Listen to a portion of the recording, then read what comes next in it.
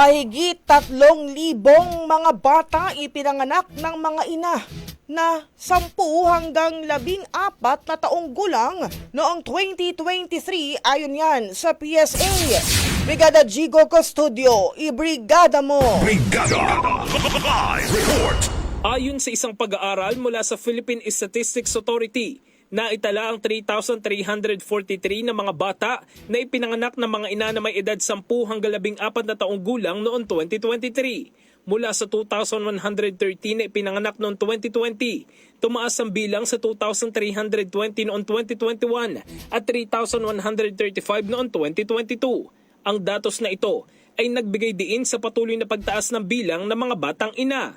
Dahil dito, nanawagan ang Child Rights Network at mga child rights advocate kay Pangulong Ferdinand Marcos Jr. at sa mga senador na masusing suriin ng Senate Bill 1979 o ang Adolescent Pregnancy Prevention Bill na layong tugunan ang problemang ito sa pamamagitan ng mga polisiya at programa. Ayon kay Au Kilala, ang convener ng CRN, mahalaga ang pagpapalaganap ng tamang edukasyon ukol sa reproductive health at sex education. Dapat aniya ituro ito ng mga profesional upang mabigyan ng tamang impormasyon ang mga kabataan at hindi umaasa sa maling impormasyon mula sa internet at kanilang mga kaibigan. Ipinakita rin sa pag-aaral ng PSA na 44% ng mga batang kababaihan at 39% ng mga batang kalalakihan sa Pilipinas ay kulang sa tamang impormasyon tungkol sa sex at madalas ay nagre-rely sa mga maling source tulad ng social media.